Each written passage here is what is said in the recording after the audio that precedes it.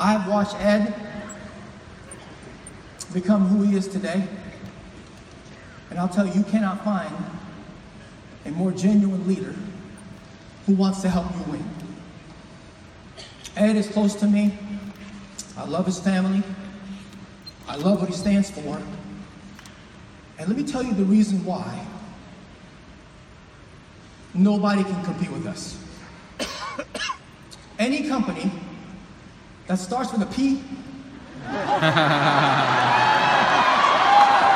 ain't gonna go Ed Mylett. Legend, best whoever is, best at what he does, and I'm proud that he's my friend.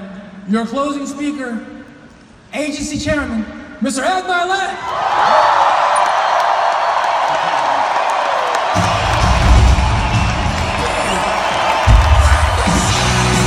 Introducing Agency Chairman, Ed Mylett.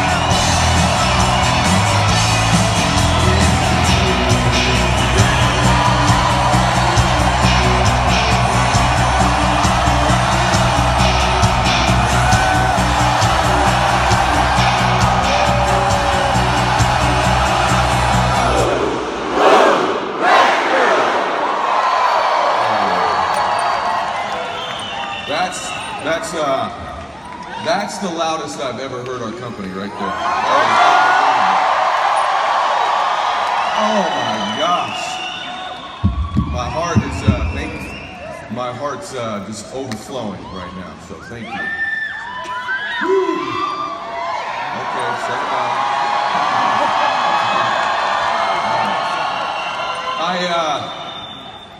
We're such an amazing company, man.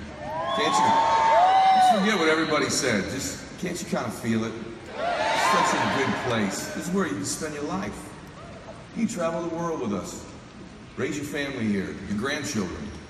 We're just a wonderful place. There's nowhere like it in the world. Nowhere like it in the world.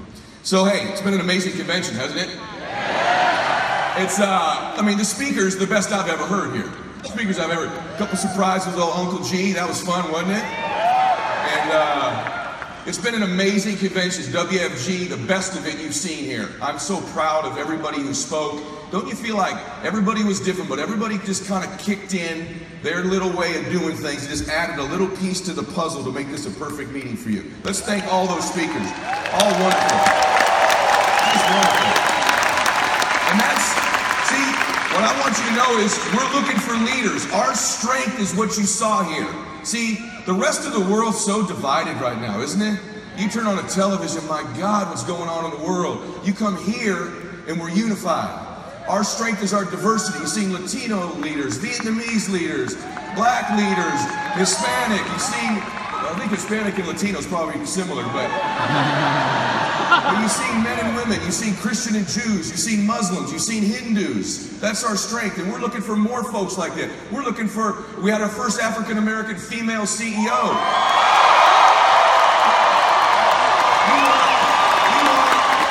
We want more, listen to me, we want more Christian leaders and Jewish leaders and big leaders and small leaders and straight leaders and gay leaders and all kinds of leaders we want here. We want everybody.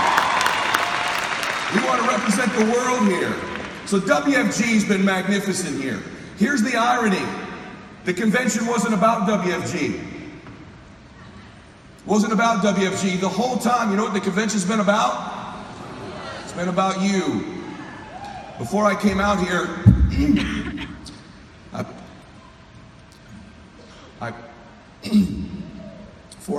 I prayed to my Father in heaven that He would give me some words that would touch you in such a way that the best version of you leaves this building. that whatever the decisions are that you need to make will be made. I've invited him to be with me during this talk. I want you to know that. And I've invited my guardian higher angels, the people in my life who have passed away. I had a little conversation with them backstage, and I said, please be with me so that they'd help me give my best to you here today. If you're a person of faith, and it's okay that you're not, but I'd hate for us to have this conversation, me and you, for the next hour or so, and the most important people not be here with you, because this is just me and you. In fact, I hope as I talk, you stop hearing me. If you do this with me, if you just invite your God to join you, this whole arena goes away, and he's sitting there with you right now. He has his hands on you. You can feel him. If there's someone who's passed away in your life who was that person who always believed in you, woo, since you were a little girl or a little boy, invite them here to join you. And I want you to all sit together. I hope that they whisper words of wisdom in your ear, and strength and faith and belief as we spend this time together. If you're not a person of faith, I hope you'll honor their memory with your thoughts over this next hour. Your why, your little babies that are back home, your grandbabies, the babies you're going to have, ask their spirit just to join you and sit there with you. Hope you can feel them all around you right now. I can.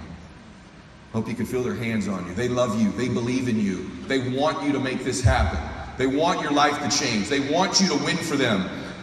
This next hour is about you. It's about your destiny, your life, your future, that of your family, and your destiny. Please invite them to be here with you. Can you feel them? Can you see their faces? Picture that person who's passed on, who always believed in you since you were a little girl. You know who I'm talking about, since you were a little boy. They are right here with you. The irony is, your Father in heaven and them are always right here with you. We're just acknowledging it now. And so let's have a great conversation together. See, once and for all, it's really interesting. Once and for all, you could find out what you're capable of. Once and for all, you could find out if you're capable of becoming this man or woman you always dreamed about. Once and for all, you could do this here. I hope right now you're kind of getting those feelings I described the other night, those butterflies, that hope, that fear, like, can I do it? Like that football Friday night feeling before a game, that anticipation. See, what you should feel right now is alive. I hope what WFG makes you feel is alive. See, because life's not worth living without some anticipation, the looking forward to the future, wondering whether you can do it. If WFG gives us anything in our lives, it's not only just hope, it's not only just opportunity, but it's anticipation of what the future could look like, or what our lives could look like, where our families could be someday. And we got some decisions to make this hour, and I want them to help you, help me make them. If you could ever go through this life without ever knowing what you were capable of, if you could walk through this time on earth, never going to the places you're supposed to go, never becoming the person you're supposed to be, never helping the people you were supposed to help, never taking your children around the world and seeing the places you're supposed to see, if you could never go through life without wondering and knowing that, you're in the right place with us. We are the greatest business opportunity in the world today. Amen? Is that right? See, in your life, you're going to get what you tolerate. Stop tolerating for these people who have believed in you all your life, an inferior life for you. Stop allowing God to bless you and give you all this giftedness and opportunity and settle and tolerate less. For those babies that are sitting here with you, your children and grandchildren, stop being willing to tolerate less for them. Don't tolerate it anymore. Yeah, you got to give it your best, but it starts making a decision that this is over. I don't tolerate this life anymore. Pretty good's not good enough for my family. Pretty good's not good enough for my grandmother. Pretty good's not good enough for my grandpa, my parents, my future children. Pretty good ain't going to get it done for this family. Now, I hope you hear them whispering to you, he's right. You can do this. You're great. You're special. You were born for a reason. I hope you can feel that. Life's going to give you ultimately what you'll fight for. See, how many of you have children? Raise your hands. Me too. I got Max and Bella at home. You ever notice when you go to a Little League game when they were playing their sport, how there's all those kids on the field, but who do you see?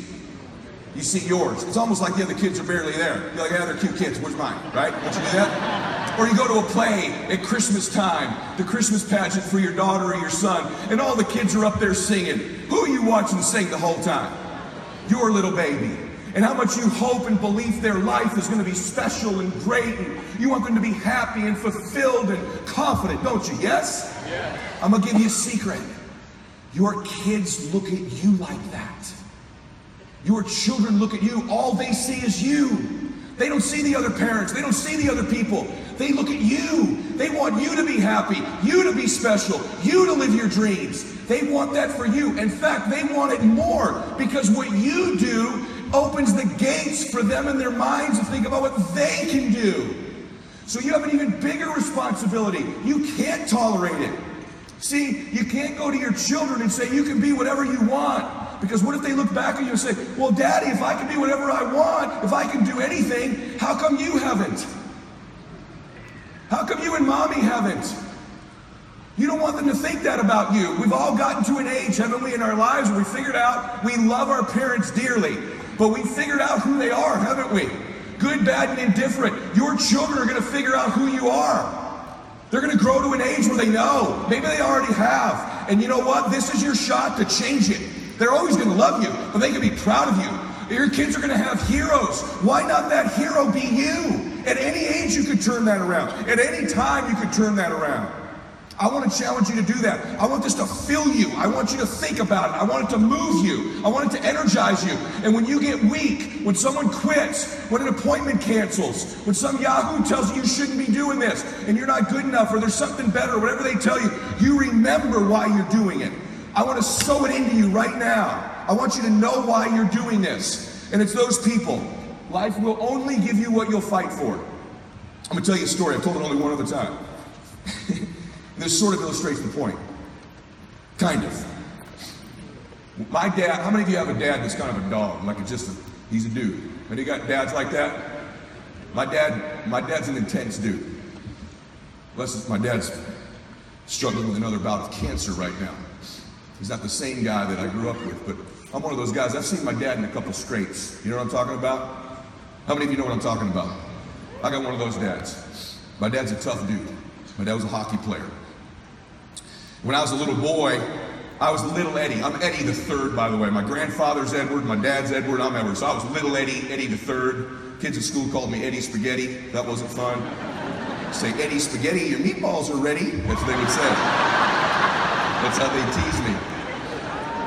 And the jerk that started this lived right next door to me. Little Ray Ray. This little punk. So there's little Eddie and there's Ray Ray. Why is he Ray Ray? Because his dad's Big Ray. We lived in Weymouth, Massachusetts at the time.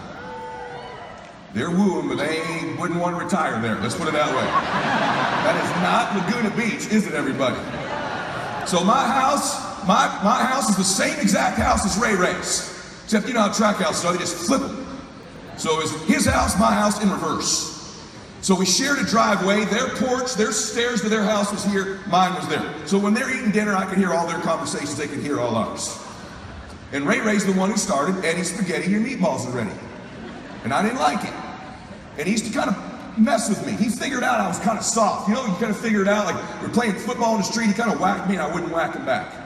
You know those kind of things little kids do to figure it out? He was the stud, I was the weak kid. And he figured it out. He was big, I was little Eddie. Literally little Eddie. Really small. And so Ray Ray used to kind of slap me around a little bit.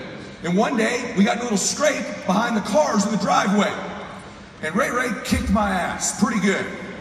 Pretty damn good. To the point where I ran away from him crying. Maybe you can relate to this. And I ran into the house, and my mom was on the porch. Oh my gosh, what happened? Mama, Ray, he slapped me, punched me in the face. Oh, come here, sweetheart. I remember, come here, baby. We're in the kitchen, and she's hugging me. It's okay, he's a bad boy. His daddy's been in jail like 3 times. We're not that kind of family. They're mean, right? He's a bad man. I go, Mommy, he's a bad man. They're bad people.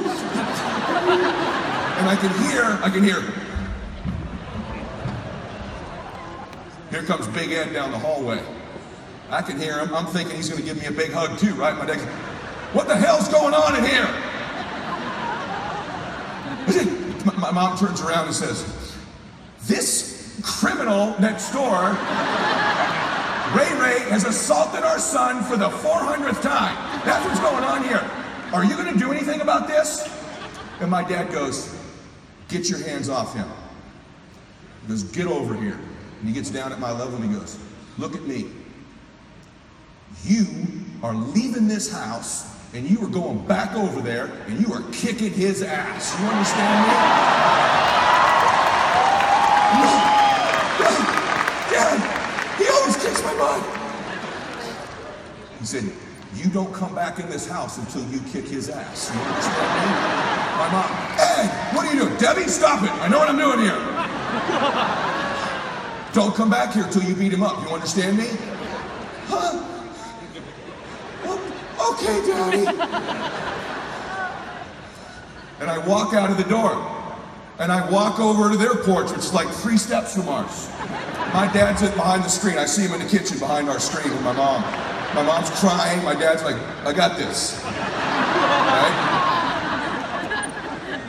And I knock on the door, their screen, and Big Ray all tatted up, no shirt on. He's through the screen. What's up, Eddie? I said, Big Ray, my dad says I have to come over here and kick Ray's ass or I can't come home for dinner.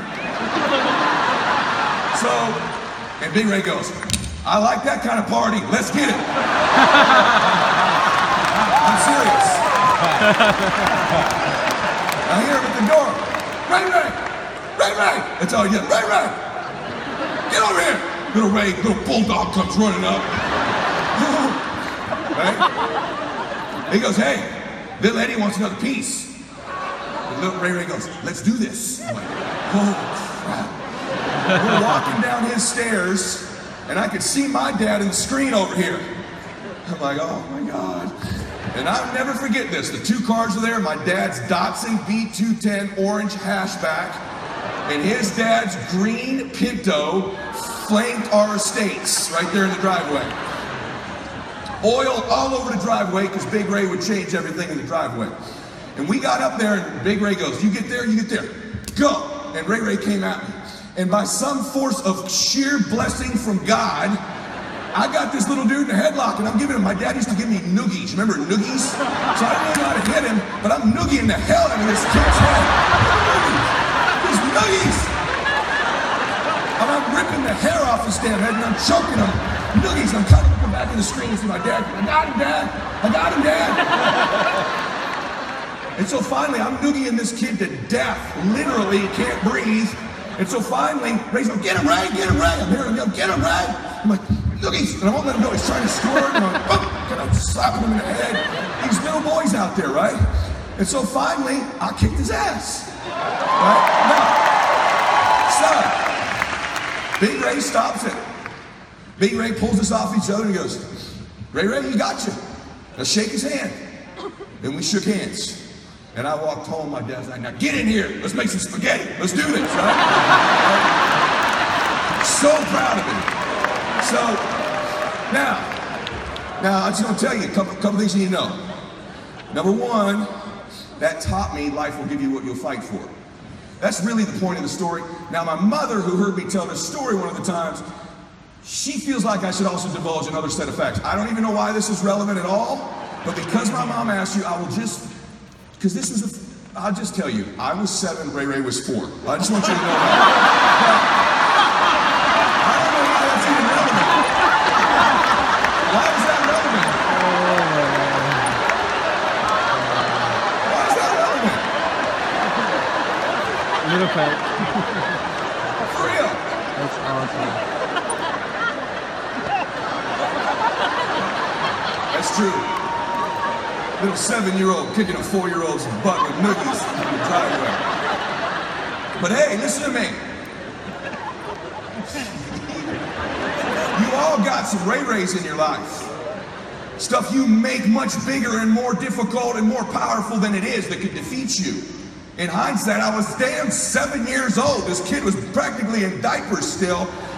Of course I could kick his butt, right? So hey, maybe you can relate to that. You got something in your life like that.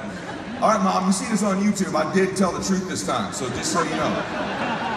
So, how many of you believe in your life that your worst day can become your best day if you turn it around? I happen to believe that. That honestly, in a lot of books you read, there's a seed of every adversity, there's a seed of greatness. You've all heard that before, right? But it's actually true. If you were to go back in your life, some of the greatest trials and tribulations, difficulties you've gone through have ended up producing the most beautiful things in your life. Is that true? Yes?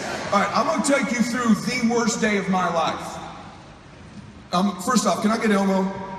Let me first show you this guy right here. I'll zoom. I don't even know how to zoom in, but I'll figure it out. Okay, can you see that guy right there? I carry this in my wallet. I have an American Express card, some cash, and this in my wallet to this day. That's me. Doesn't look like me, does it? That's Eddie Mylett, Chaparral Cougar, 1984. That's my ID from Chaparral Junior High School. Pretty powerful looking dude right there, huh? He'd have gone back to that school, goes, that's gonna be a business mogul, whatever Grant Cardone crap said about me up here today. That's me right there. I keep that in my wallet. And I keep that in my wallet to remind me of when my life started to change. It started when I was a Chaparral Cougar on one of the worst days of my life. I've never told this story before because it's embarrassing as hell. You would think the Ray Ray story was worse. This is much worse. So, I loved baseball when I was a kid, but I was really small. Many of you had a love when you were little, whether it was dancing or reading or a sport or singing or an instrument or whatever it was. Mine was baseball, but my dad wanted me to play all the sports because it would keep me in shape. My dad's theory as a kid for me was the best ability is availability. You always be available. You always be ready to play. You always show up early. You always show up late. All these things wired into me that worked in business, right? So our basketball team, I played 8th grade basketball. And I was probably a 5'1" white dude. So I had NBA written all over me back in the day, right? And my dad wanted me to get ready for the season. My dad liked to drink back in the day. Big time drinker. He's been sober a long time now. But my dad could drink. So my dad said, hey, 8th grade's coming up. You're playing some basketball because you sucked at football. We don't know where this baseball thing's going. You're playing basketball. My dad, I'm not sure genetically, DNA-wise, I'm completely qualified to play basketball long term, but we'll do it. So my dad set a hoop up in the backyard. Except when he set the hoop up, and I practiced every day, I'm telling you, every day this summer going into 8th grade, except my dad had some drinks, like a lot of drinks the day that he set the hoop up. And he set it up a foot short. Except I never knew that. So I just kept practicing and practicing and practicing on a hoop that was a foot lower than it was supposed to be. So I got a shot you can't even believe from like 9.5 foot hoops, right? So basketball starts. Tryouts, only 8 guys try out, so I make the team. But I'm the 8th player. I'm 8. By like 80 spots, I'm 8th, right? If we could have the ladies play on the team, I'd have not made the team. So, long story short, I don't play the first 6 games. I averaged for the season 0 points and 0 rebounds. Let me explain to you why I averaged 0. I did not score a basket the entire season in 8th grade. We're in the championship game against Lorbeer High School. Strep throat runs through our team. That night, I'm so excited because I get to go to my first baseball camp where there's going to be my mom and dad stripped and saved, and we're going to send me to a baseball camp. First baseball camp in my life. That was my love. That was my sport. And my dad had saved, so all I wanted to do was go to baseball camp. And I went to school that day because I knew if I didn't go to school, my dad wouldn't let me go to baseball camp. And I also that day, I was so excited about it, I'm embarrassed to tell you this, but I was worried about playing baseball. Don't worry about this image. But I was worried that I didn't know how to put my jock strap on correctly. So I went to school that day because baseball camp, my dad wasn't going to make it over. So I had my dad show me how to put the jock. So I have no underwear on. I'm wearing a literal jock strap like our chaps with your butt cheeks hanging out the back. If you ladies don't know what I'm talking about, okay? So it's like not a pretty thing. I wore that under my school clothes that day because of the baseball camp. Anyway, 6th period comes along, it's PE. I don't go to PE because I got strep throat. And my dad calls the school, he says, hey, your mom's telling me you're skipping a basketball game. It's the championship. I'm like, well, Dad, I got strep throat. He goes, you don't get to go to baseball camp if you don't go to the damn finals of the basketball game. The best ability is availability. Can you picture my dad, right? I go, okay, Dad, I'll go. The other 2 guys who are on the team don't go because they got strep. So now there's 5 dudes on the team. Guess who has to play in the championship game? Big guy right here. I put my sweats on. We drive to Lorbeer High School.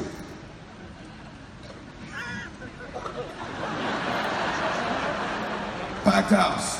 Our school, their school, cheerleaders, the band. I haven't scored all year. I never even really play. Everybody takes off their jumpsuits. I take off my jumpsuit, run out, get into the layup line. I'm in the layup line. It's a little chilly, but I'm still in the layup line. I run in the layup line.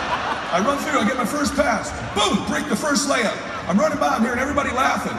And then my guys are like, oh my God, Eddie! And I'm like, what's up? And I look down, and I have my shirt on my children, my shirt on, and my jock strap, and tennis shoes and socks. That's what I'm wearing. In the layup line. Dead true story. Picture that. Shoes, socks, jock strap, tank top. Break the first layup. And it was like, and I can hear the whole, wow! Everyone's, look at this guy! Oh my God! And so I literally, Coach Lindsay, Ed Lindsay, get over here, and we run, and the whole team makes a circle around me, like, finding some shorts. Who's got some shorts? They find some shorts in the bag, and I put the damn shorts on. Can you imagine the terror of a little boy? The whole school saw it. The whole Chaparral Cougar school saw my ass in a jockstrap. So I went the whole game, scored 0 points. I got fouled with 2 seconds left in the game. We're down by 1.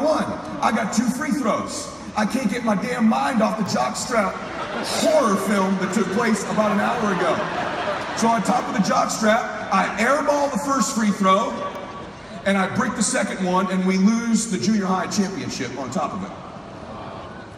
That's a bad day, man. It's a bad day, right? It's like something you would dream about that would literally actually never happen. To this day, you guys, I have nightmares when I'm at the gym. I always check, I always look, I swear to you, middle of workouts, I'm like, okay, I'm always afraid.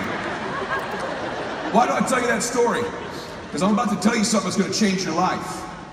That night I went to baseball camp. The worst day of my life became one of the best days of my life. People ask me all the time, how do you think you became sort of a relatively confident guy with this great upbringing you had? Because I had a strong dad. And every time in my life that's come along, when there's a mentor that showed up, someone better than me that's ahead, God put him in my life and I took advantage of it. Whether that was Rich Thawley or Tony Robbins or various other people in my life. And this one man altered the direction of my life. I'm going to tell you about it. I went to baseball camp that night, and it was called Angel Country Baseball Camp. And I used to bat like this, with the bat really flat, like this. Kind of just like this. Pitch would come in, boom, the bat was flat. And the reason I did that is my hero for the Angels is a guy named Rod Carew. How many of you know who Rod Carew is? You'll know in a minute if you don't. In fact, let's just play that first video just so you know who Rod Carew is. Show them the pictures of Rod and then play that video real quick. Just the first video. I just want you to know who he is first. If you guys can play it back there. Rod Carew lined, chopped, and bunted his way to 3. I never cried before like I've cried during this journey that I've just been on. It's a journey that began early one morning almost 2 years ago when Rod Carew was on the golf course all by himself near his home in Southern California. As I was putting my club back in my bag, I felt like I had an indigestion burn. Then my hands got clammy. And I backed my cart up to the clubhouse, and I'm glad that I was on hole number 1. What if, Rod, you're on hole number 2, 3, or 9, and this happened? I'm dead. I'm gone. I hear people say, well, it's my time to go, and I felt the opposite. I felt I still had work to do. The work he still had to do, Carew says, was working in patient advocacy, something he'd done for 20 years with a focus on sick kids.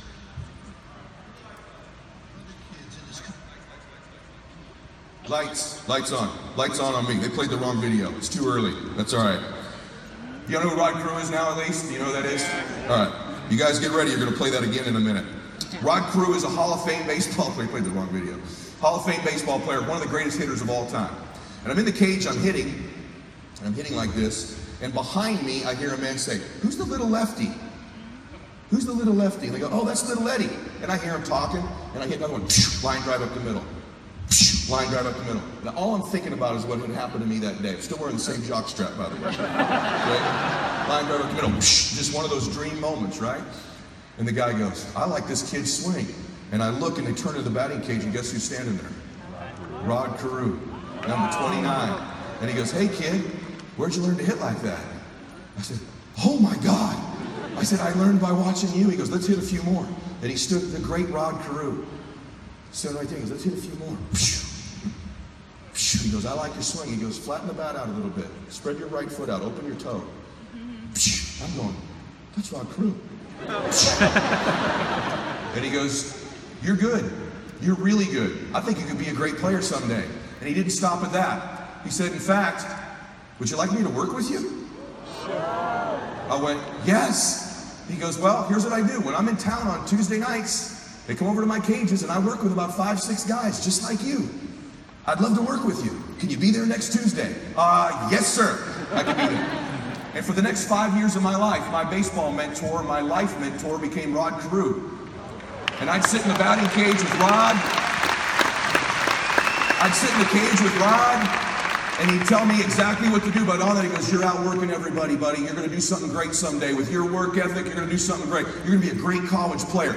Every Tuesday he was in town, every Tuesday for years. And this man took this shy boy who had just had that experience in baseball over the next 5 years, constantly loved on me, constantly told me how great I was, constantly told me he believed it. And because of what a powerful example he was, when you have one of the 5 greatest hitters in the history of baseball tell you you're great, you believe it. And he didn't just make it about baseball, he made it about life and what a good boy I was, and I got good grades, and I treated my parents well. And when I found out about Rod, is he's one of these special souls that I was one of thousands and thousands of children that he took an interest in, which is why when I graduated college, my first job was at a group home working with kids. I wanted to be just like Rod when my baseball career ended. He poured belief into me, confidence. I started to walk different, think different. I thought I was special. The power of mentors in your life who love you and believe in you. And Rod did this over and over and over again. And then many years after I knew Rod, I'm going to Elmo.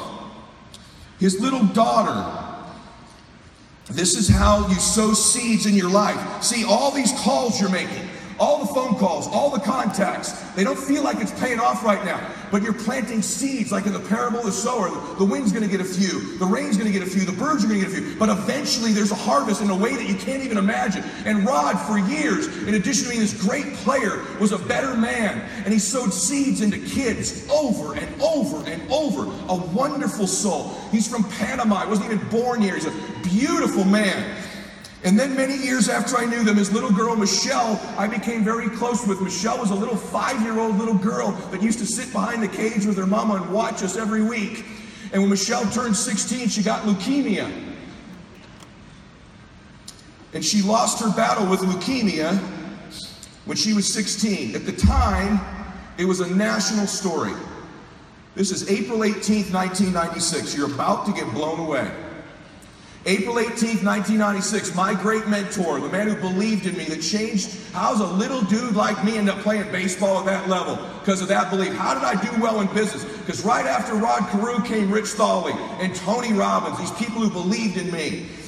And so it says, Michelle Carew, the daughter of Baseball Hall of Famer Rod Carew, who waged a 7-year battle with leukemia that sparked international outpouring of support and a surge in pool, listen, of potential donors, died Wednesday morning. She was 18. Their family was destroyed. I want you to watch Rod's quote when it happened. This is 1996. I can't make this up. Although we have lost Michelle, we can take solace in the fact because of her, many lives have already been saved by the increase in marrow transplants performed in the week subsequent to our appeal because of donors. The usually taciturn Carew had pleaded for people across the country, this is 1996, to sign up as potential donors. Donors, remember that word, donors. When his daughter passes away, he turned it into a victory. Worst day of his life became the best day of his life. Donors, sowing seeds, doesn't know when you're going to harvest it. He saw how few African Americans and other minorities were registered for the National Donor Program. Within a few weeks, he began a public awareness campaign after her death. More than 70,000 calls for donors were generated. 2 million increase in donors were made across the country. That's absolutely awesome, said Carew. It's the initiative we've been waiting for. And then it shows you that the hospital's personnel sobbed and exchanged hugs during the news conference. He took the news conference of her death and turned it into a donor drive. After that, he started a foundation called the 29 Foundation, after his baseball number. Are you ready for something miraculous?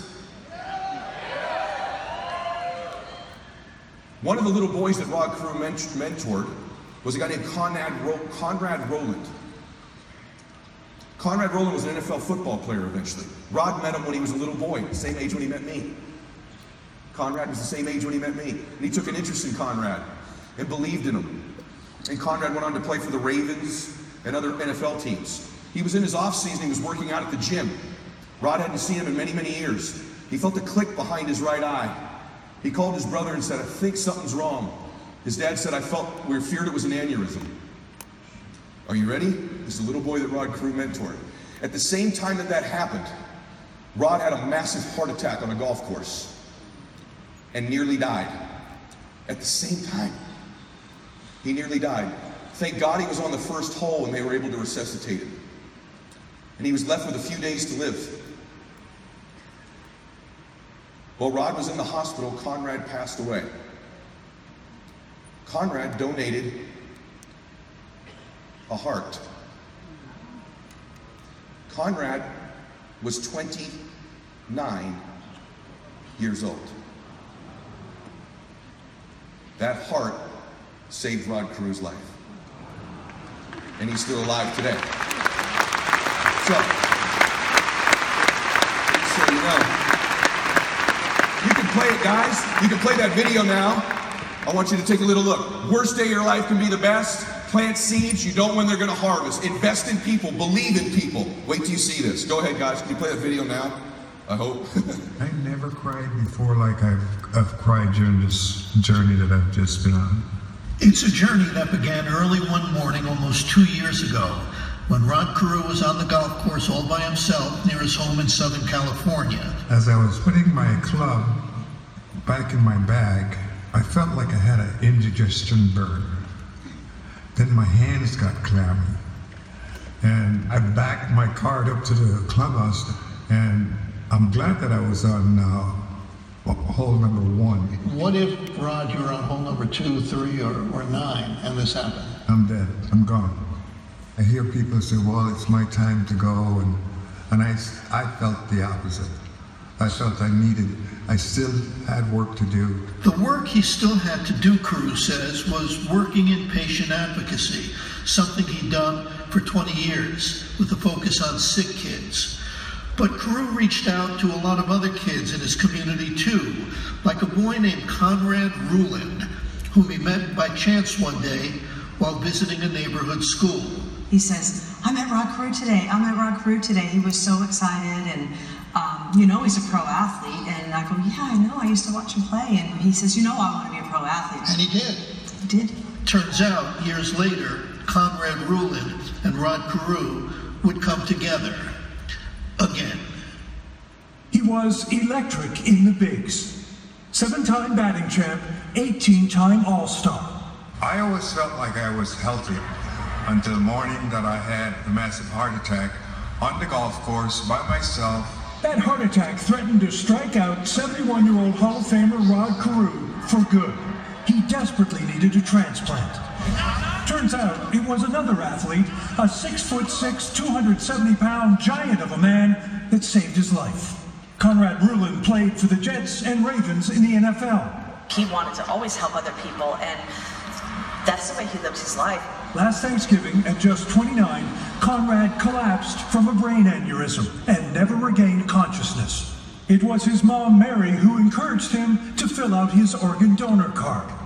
I told the doctors, I said, whoever gets this heart better deserve it because it was a good heart. In fact, Carew was chosen to be the recipient of Conrad's heart and kidney. His liver and second kidney were donated to others. The greatest gift we can give is the gift of life.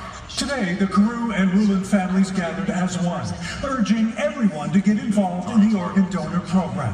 Well, I promise that I will take care of Conrad's heart, and whatever journey I take, he's going to be right there with me. And now, when Conrad's parents listen to Rod Carew's chest, Welcome home, Conrad. they know their beloved son's spirit and heart beat on. I get a phone call from Conrad, and he told me he felt a click behind his left eye, and we started having really intense pain, like throbbing pain in that area. What did you fear at that point? An aneurysm, and sure enough, it was what I had hoped it wouldn't have been. Conrad Ruhlen's aneurysm was in a critical area of the brain, and while doctors tried to determine the best course of action, the situation went from bad to worse. It eventually ruptured after 4 days. He lost consciousness. So at that point, Mary, you knew this was not good. Oh, absolutely. Yeah. I just laid my right ear on his heart, and I just laid there all day, and I listened to his heartbeat, hoping that one day I'd get to hear it again. He was declared brain dead at that point, and that was the toughest moment of my life.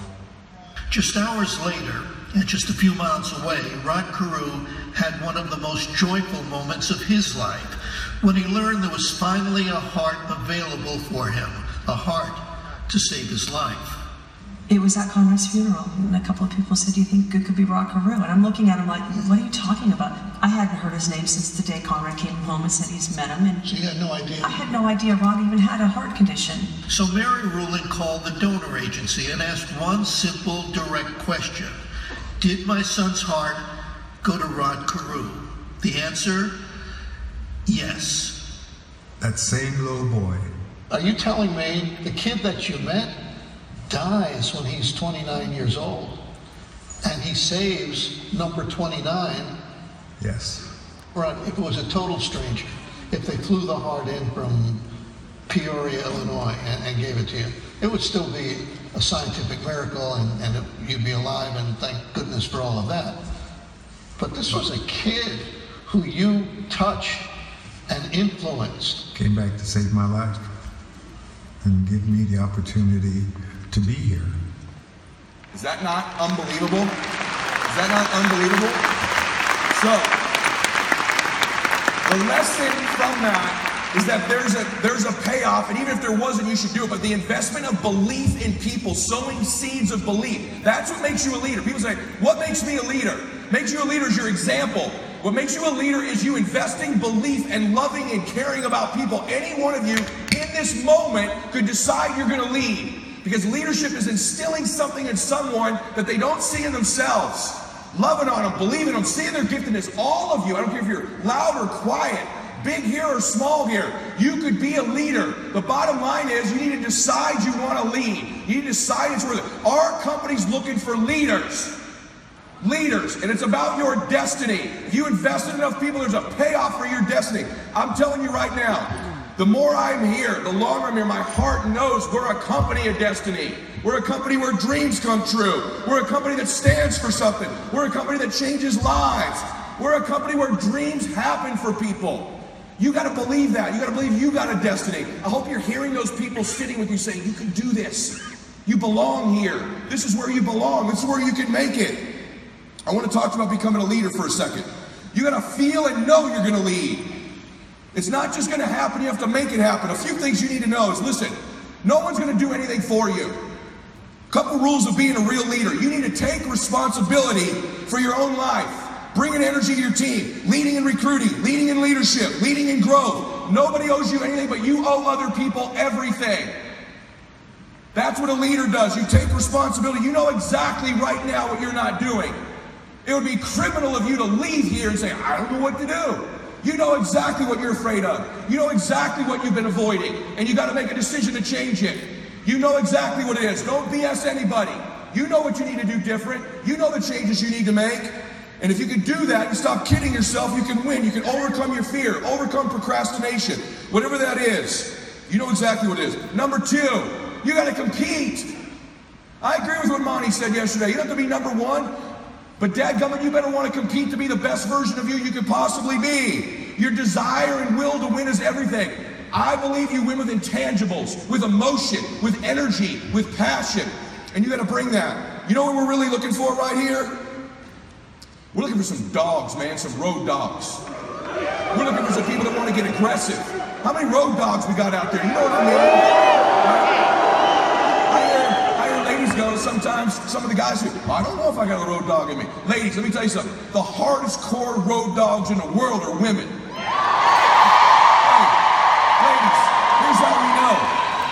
someone mess with your kid at school, you know how you get? You slap the hell out of a little kid if you have to, don't you? You don't give a crap. Well, guess what, ladies? Listen to me. You're letting the world slap the hell out of your family, and you're not doing anything about it. You're letting life slap the hell out of your kids and you. You're settling for average, aren't you? You're settling for ordinary, aren't you? See, you may not see the slap, but you can feel it. You need to stop letting the world slap your family around. It's time that stops right now. You say, that's the end of this. This family wins now. I'm leading this family. Change happens now. Say yes. You got to get intense. Stop worrying about what everybody thinks about you. You got to get focused. I mean, really, let me prove to you focus. How easy focus is. Do me a favor. Look around the room right now. See if everything you can see that's brown. Just look for brown. Brown, brown, brown. You got to find something that's brown. Brown, brown, brown, brown, brown. Hurry up. See it. See it. See it. You got some brown stuff? See any brown? It's hard to find brown in here, isn't it? Make some crap up. See some brown. Okay, close your eyes. Close your eyes. Do it. Close them. Close them. Tell me everything you see that's blue. Ah. Here's my guess. You saw more brown than blue. Open your eyes back up. Now look around the room and find everything blue in the room. Do you see more blue now? Because guess what? We get what we're looking for. We filter out everything else in our life. You're going to get what you're looking for even if it doesn't even exist. Even if it's not even there. If you're looking for negatives, if you're looking for setbacks, if you're looking to be looked over, you will find it even though it's not supposed to be there. But if you're looking for victory, for winning, for recruits, for people to change your life, for magic moments, you will find them if you're looking for them. I promise you that's true in life. True?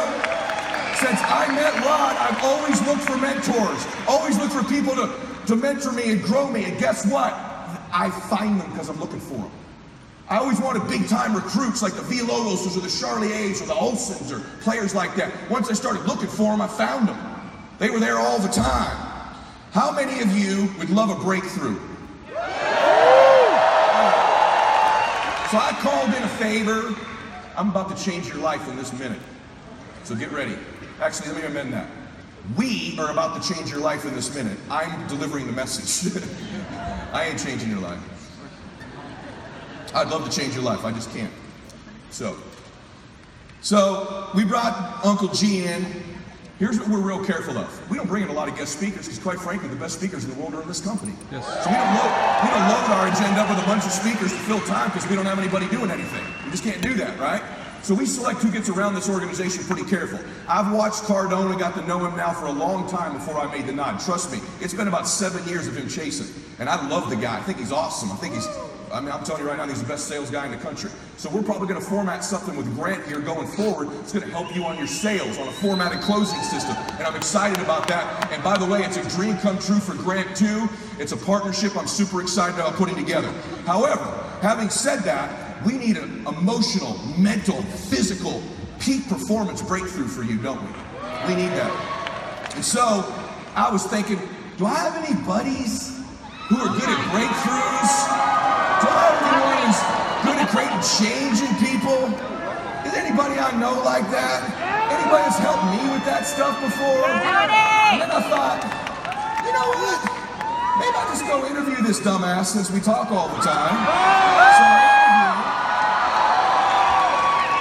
I'll be honest with you. I don't want to take my financial advice from him. I don't. But my life, my peak performance advice, President of the United States, Oprah Winfrey, business leaders all over the world. There's one human being in this country. There's one human being in this country who is the ultimate in the world, probably the best that's ever lived, that's a living human, and creating breakthroughs for people. And so I called in a little favor.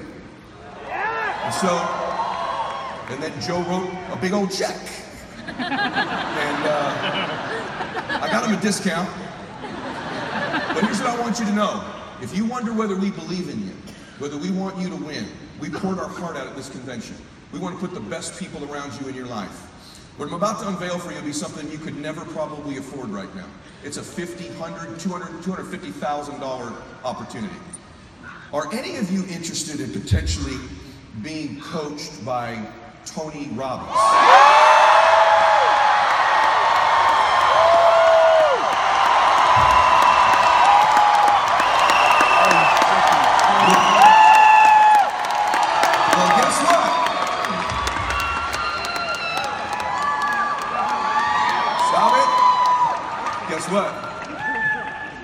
You got to earn it. You got to earn it. Now listen to me. I'm about to unveil the mother of all contests and campaigns in the history of this company right now. And by the way, you could be in this room and not even have a license and been here a week, and you could find yourself in December in a room with Tony Robbins. So Tony and I are putting together a custom program that's a whole session just for WFG, just on our business, just for breakthroughs, just for you guys. We don't put just average and ordinary people around you. If you wonder whether people believe in this company, you saw Grant Cardone's reaction to us today. Wait till you hear how Tony feels about this place. Because guess what? One of his good buddies is one of the, I've done okay here. So he kind of knows the deal, right? And so here we go. Get ready. Write this down. Here it comes. This is what we would call, click guys, an opportunity of a lifetime. It's an invitation for you and a guest to attend a leadership seminar with Tony Robbins and some of our top leaders. We're also going to pay a couple $300 to get you there. Let me say this to you again. You and a guest get to go to this. That could be your spouse, a teammate, whoever it is you chose to bring that day, that you want to have a breakthrough from the master of all breakthroughs. So, here we go. Next, let's tell them about it. Here's who goes. First, the top 25 personal and the top 25 base shops with the guests will be invited to an exclusive photo op with Tony. So you don't want to just qualify, you want to be in the top 25 you can, you'll be getting pictures with Tony. Here's the kicker. The top 75, this is base, this sequence isn't very good. The top 75 personal producers and the top 75 base shops. I'll tell you what a personal producer is in a minute because it counts recruiting. You could just get there recruiting, which you wouldn't because you read a bunch of business. We'll be invited to attend an elite meeting with myself, Rich, and Monty afterwards. That's going to be an exclusive dedicated coaching session as well. So you got to get to the top 75. There's another thing you get too. Click through there. Do we have that on there, Vic, about the extra guest? Is that on there? Okay, they don't have that on there, so should I say it, Victor? Yes? Okay. If you get to the top 75, you get to bring 2 guests.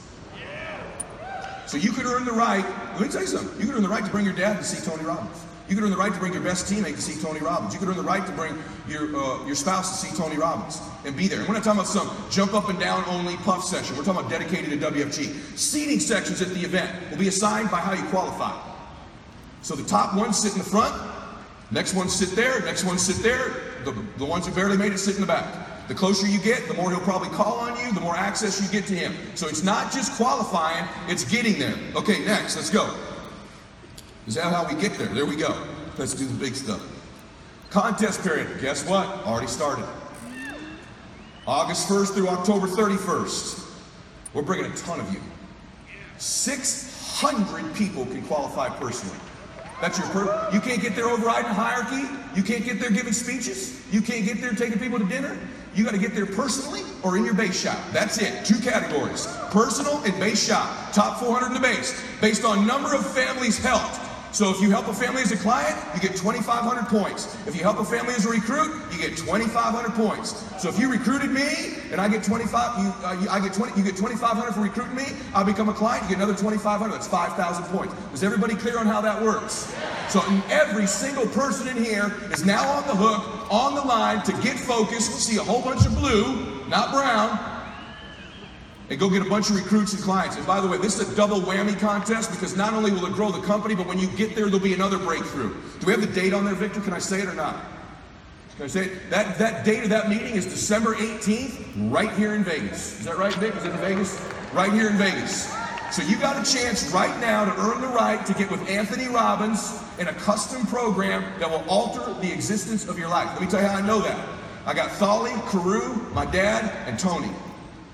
I'm going to tell you right now, if I could wish for you, I said it on my podcast, if there's one person in the world that I know can take a breakthrough for any human being in the world, it is Tony. And I'm so grateful for him for willing to be doing this. If you wonder whether he believes in our company, believes in our leaders, loves what we're doing, this program is something he doesn't do elsewhere. This is just for us. This program we're going to do, he doesn't do anywhere else. This is just our company, just on peak performance, just on change your life. Give me an amen that's flipping incredible. So, game on. You got the window. It's time to qualify. I've never in my life been more excited ever about a contest that we've rolled out than I am right now. How about you guys? Say yes. Yes. All right, so what do we got to do to qualify? It's not just about this contest, it's about our life. Number one, you got to have a permeating attitude that you're going to win. You got to have a positive outlook. You got to be optimistic.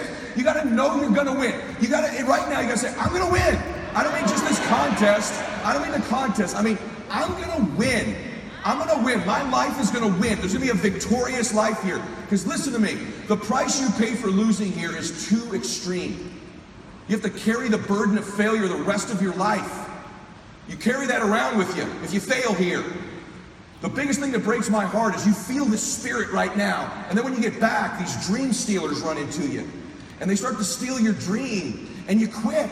You give up. You got to decide I'm going to win. You got to decide that the failure part of carrying failure, you've been exposed to what your life could be. If you fail here, the price is extreme.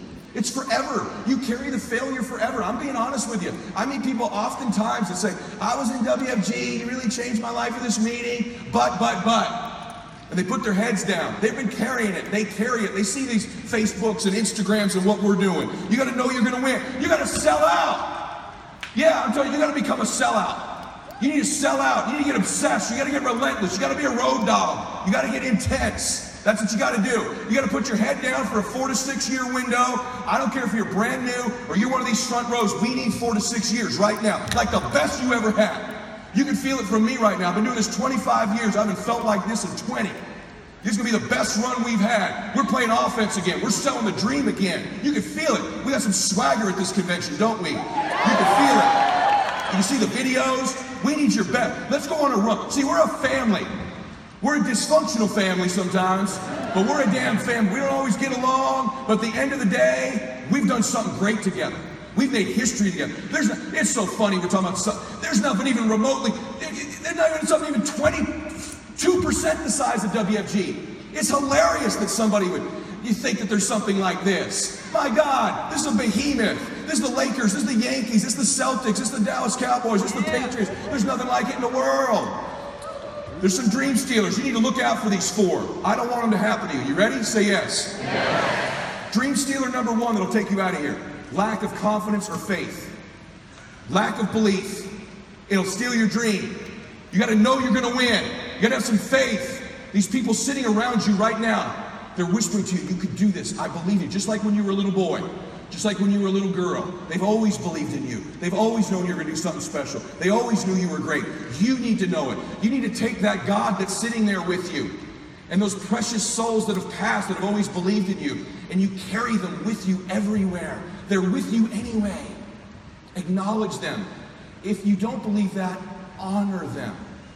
Honor God. Honor these people who believed in you with your magnificent life. Honor them. Don't give in to lack of belief, lack of confidence. Don't ever do that again. Don't do it in WFG or out of WFG. You were made to do something great. You're special. You were made in the image of God. Something awesome is supposed to happen for you. And those of you that have made something awesome happen, something even more awesome is supposed to happen for you. Number 2 thing that steals the dream, failure and setbacks. People quitting, chargebacks, flunking the exam. That's all going to happen. Just get ready. If you're an entrepreneur and you want to do something great, you're going to have false start after false start. False start after false start. Get it going, then you don't. Get it going, then you don't. Your group grows, then it shrinks. I'm telling you right now, just know that. You're going to make some money, then you're not. Being an entrepreneur, tons of false starts, tons of setbacks. But see, a guy like me, I knew someone was better than me. There's more talented people than me. Probably more talented than you. But like my dad said, the best ability is availability. You might outwork me for 30 days or 60 days or 90 days, but you ain't gonna beat me over a year. You can't outwork me over 2 years. You aren't gonna outwork me over 3 years. I'm gonna get you eventually. I'm a dripping damn faucet. I just keep coming at you. Just like you could be, right? Just like you could be. I just keep coming. You might think I'm knocked out. I just keep coming. I'm too damn tough to give up. Most people half-ass half their life all the time. I knew they were going to get tired. They were going to flinch. They were going to get down. They may not quit. They might send a letter of resignation. They quit getting wide. They quit recruiting people. They quit improving themselves. They start sleeping in. They spend all their damn money. I'm not going to do that stuff. I'm going to save money. I'm going to get up early. I'm going to keep getting wide. I'm going to stay relentless, just like you should. Don't give in to that stuff. Don't give in to the fears. Don't give in to the setbacks. You're going to have failure. It's part of the game. Remember the jock strap next time you fail. Remember Ray Ray next time you fail. Go, that's a damn Ray Ray right there. Third thing that can steal the dream. Some idiot telling you they're a competitor of ours. Please don't let some crackpot goofball that we fired and that's at another company potentially tell you they're doing it. Let me just say something to you. Let me say something to you. For 20 years of my career, there's always some idiot nibbling at our ankles. They're all gone now. Many of them far more qualified than a couple goobers out there right now, trust me. Okay? And it's all the same routine. We're the new WFG. We're going to do it being better. You could be the Ed Mylett of this one. Oh, guess what? Here's a word misspelled in WFG's contract. They're out to get you, buddy. Right? Our comp's 1 point better. Whatever the hell they say to you.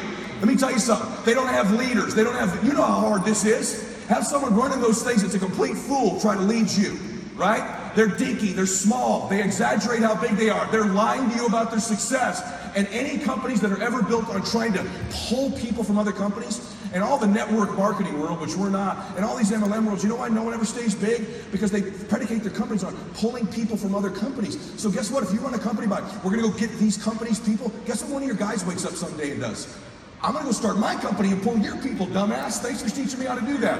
So they never get big, they never grow, they never amount to anything, and they could steal your dream and go, oh, you feel like you learned a secret.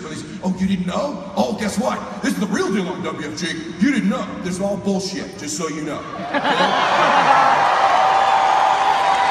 So don't let a competitor steal your dream. Sorry, Joe. Sorry, Joe. I want someone taking your damn dream.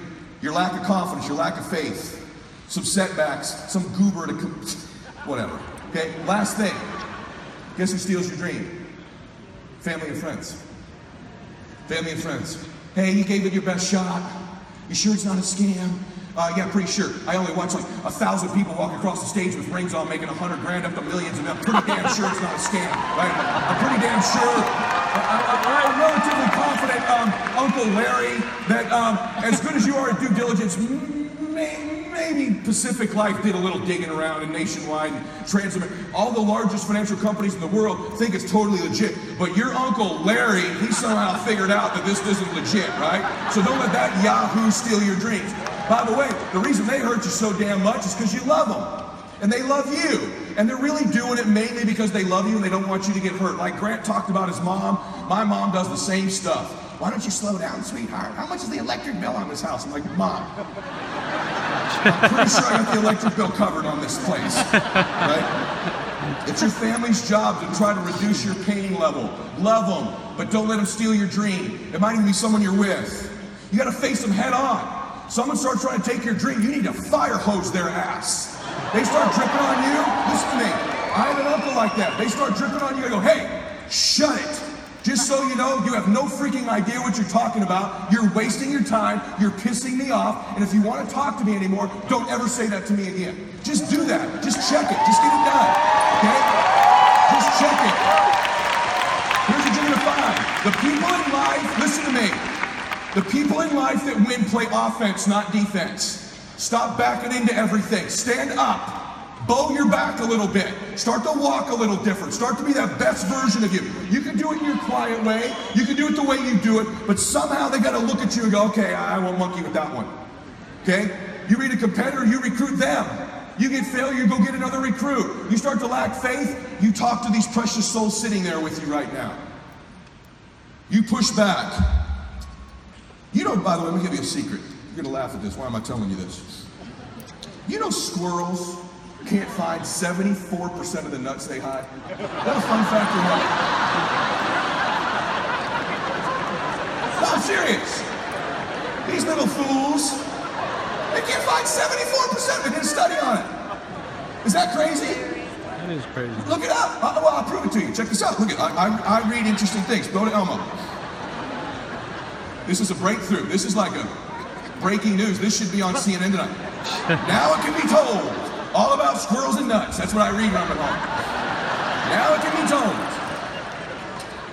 And let me tell you, scientists have long thought that gray squirrels, which are far more common to the eastern seaboard than their red cousins, can not only remember where they dug their holes, but also smell the nuts they buried.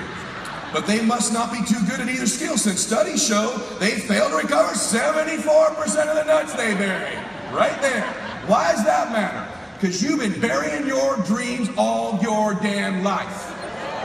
And guess what? You keep thinking you're waiting for the right time. When winter comes, you go find your little acorns, right? You think you're going to find them? Let me tell you something. You keep burying those dreams. The longer you wait, the harder they are to find. It's time you dig those things out right now and find them and put them right in front of you again and go chase them. Say you're with me on that.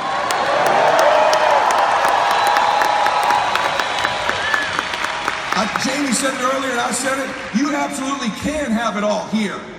You can have a great family and a great business and a great financial situation and feel great about yourself and travel the world and do whatever the heck it is you want. But you need to dig those dreams out right now.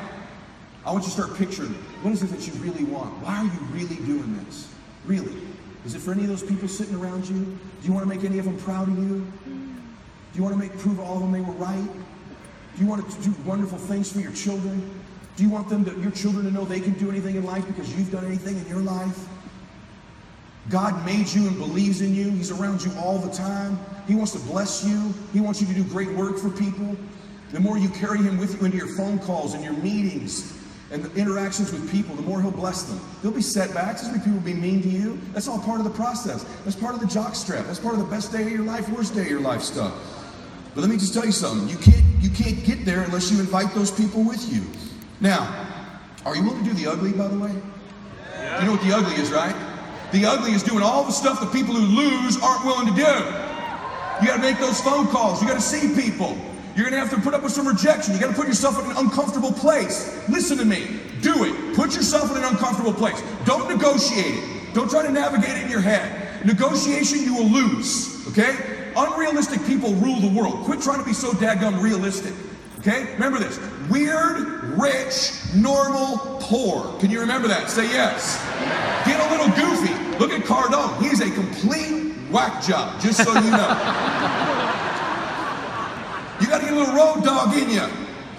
People are looking for leaders. People are looking for you. They don't know it yet, but they're looking for someone who will love them. Introduce them into people that can change their life. Believe in them, care about them, tell them the truth. This company stands for something good. We do what's right for families. You should be proud of it. We do great work every day out there, changing lives across the kitchen table, conversations at a Starbucks, a meeting at a convention, a conversation across someone's kitchen table that changes lives. Every single time, it changes lives. I recruited Charlie A. on that military base that he drove by on the way to Pelican Hill. On the base, he was in full fatigues. Rich Thawley walked me around his vineyard. I was trying to recruit him. He recruited me, thank God. And guess what? I found someone. I went, oh, I'm not kidding you. I went, he's like Rod. He sees it. He's like my grandpa. He's like Papa. He sees me. He sees what I can be. He really cares about me.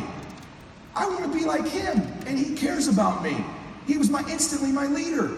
And to this day he does. I'm going to get a text message. It's probably already there. I love you. I believe in you. It's the best you've ever done. Thank you. He always does it. He loves me. That's what a leader is. We're looking for those leaders. You got to face your Ray-Rays in life.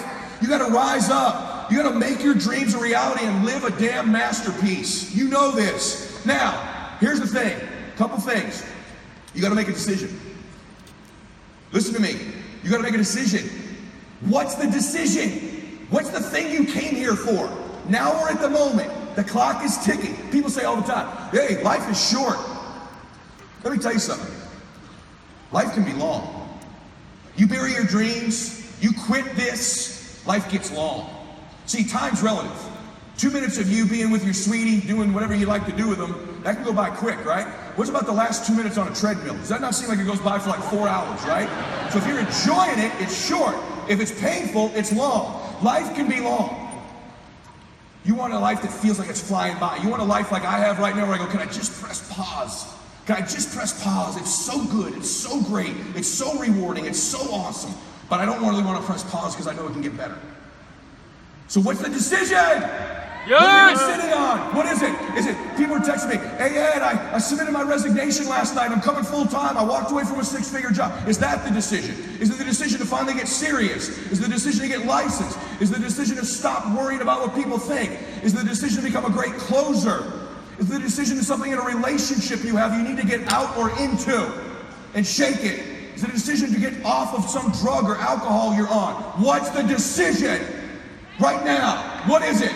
Be honest with yourself. What's the decision? You know what it is? It's sitting right in front of you. You knew it when you came in here, and now me and your family are bringing it back up.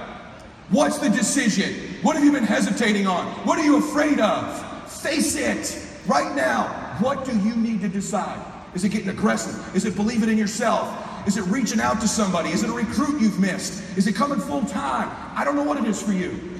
What's the decision? Maybe there's someone in your life that needs to get out of your life. Maybe there's someone you need in it, and you need to tell them you love them and get them back in it. I don't know. But I know this. It's only a thought if you don't take an action.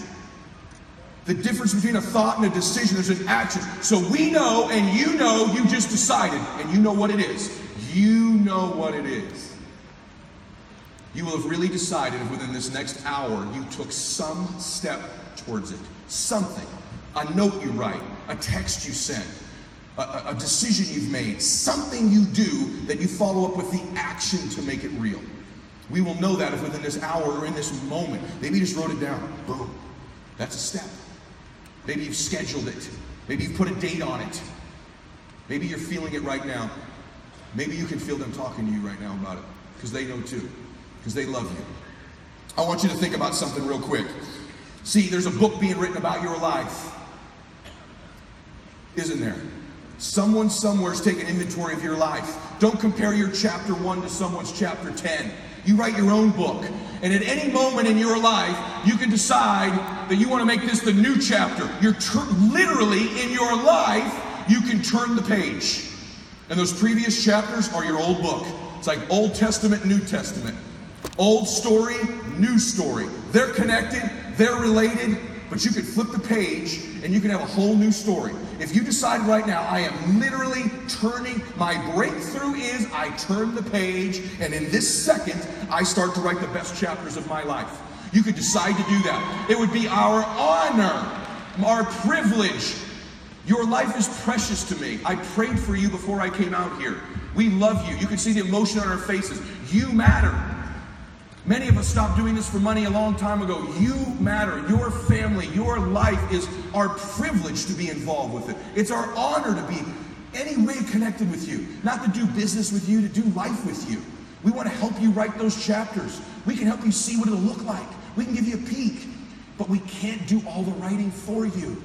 You got to decide it. See, I hope you feel like the best chapters of your life are in front of you. I hope you got this sense sitting here right now that, my God, I think I'm changing. I think I'm going to make a shift. I think I'm going to a different life. I think I'm going to write a new chapter. I'm turning the page of my life. It's going to be the best time of my life. How many of you feel that way? Yes?